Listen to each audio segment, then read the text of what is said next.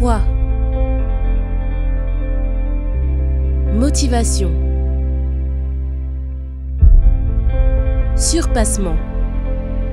Fortifiez votre intérieur avec le moment de foi. Du temps d'Hérode, roi de Judée, il y avait un sacrificateur. Il y avait un sacrificateur. À vrai dire, il y avait plusieurs.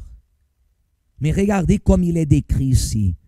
Il y avait un sacrificateur nommé Zacharie, de la classe d'Abia.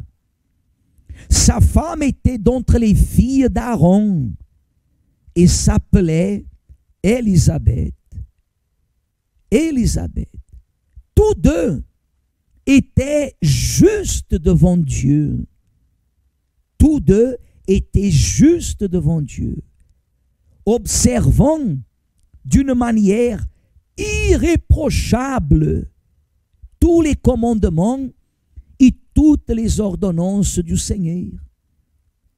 Ils n'avaient point d'enfants parce que Élisabeth était stérile.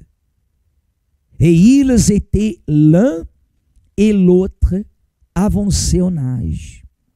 Or, pendant qu'il s'acquittait de ses fonctions devant Dieu, selon le tour de sa classe, il fut appelé par le sort, d'après la règle du sacerdoce, à entrer dans le temple du Seigneur pour offrir le parfum. Et toute la multitude du peuple était dehors en prière à l'heure du parfum. Alors, dit la Bible, verset 11, alors un ange du Seigneur apparut à Zacharie et se tint debout à droite de l'autel des parfums. Regardez ici, Église. Ne continuez pas, regardez ici. Zacharie et Élisabeth, lui, un sacrificateur, que la Bible décrit d'une façon bien explicite, que toute leur vie, ils ont eu un comportement irréprochable. À votre avis, qu'est-ce que veut dire tous deux étaient justes devant Dieu? Juste. Tous deux étaient justes. Zacharie était juste, mais Élisabeth aussi était juste. Ils étaient un couple qui vivait dans la justice, dans la pratique de la foi, comme la Bible décrit ensuite, observant d'une manière irréprochable tous les commandements et toutes les ordonnances du Seigneur. Irréprochable. Ne mélangez pas avec le fanatisme, non, ni la religiosité qu'ils avaient. Quand la Bible dit qu'ils étaient justes devant Dieu, c'est parce qu'ils vivaient par leur propre foi. Vous comprenez? Ils vivaient par leur foi. Ce n'était pas une imposition, une obligation. Ils étaient irréprochables.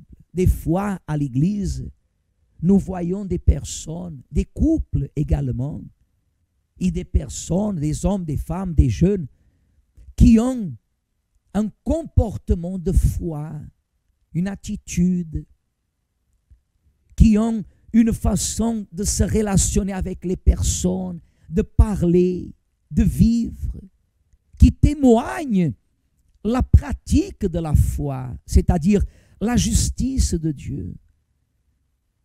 Il y a des personnes que dans seulement la présence à l'église, et je parle dans toutes les assemblées, dans toutes les églises, là où il y a un serviteur qui sert à Dieu, quand il monte à l'autel, il regarde les brebis, le peuple, les âmes, l'assemblée que Dieu a mis à sa responsabilité.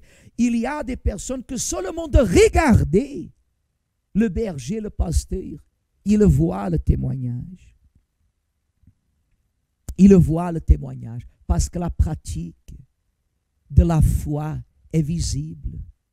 Des personnes qui ont déjà rendu des témoignages extraordinaires. Mais que de temps à l'autre, on est quelque part à l'église, avant, après le culte, et en voyant ces personnes, en voyant les personnes, on parle avec elles, ça va, comment ça va, la vie, et elles nous racontent des luttes qu'elles affrontent, des combats, des situations difficiles, que nous-mêmes, on ne connaît pas. Des fois, la personne, elle nous raconte des choses. Nous arrivons même à dire comme ça, mais vous auriez pu parler pour que nous prions. Et vous voyez que nous sommes les premiers à vous dire de ne pas dépendre des pasteurs. Mais il y a une inquiétude de notre part. Mais nous voyons que ces personnes, malgré les luttes, malgré les circonstances, les afflictions, les tribulations, les moments difficiles, des fois, des situations qu'on ne peut pas ni même s'imaginer, elles restent irréprochables. Irréprochables. Des fois, la personne est en train d'affronter une lutte et elle vient et elle dit, pasteur, le mal essaie de toucher ma vie, mais ma fidélité, il ne va pas toucher. La personne, elle est irréprochable. Elle ne laisse pas de venir à l'église. Elle ne laisse pas de faire sa part. Elle ne laisse pas de parler de Jésus. Elle ne laisse pas de parler de la parole de Dieu.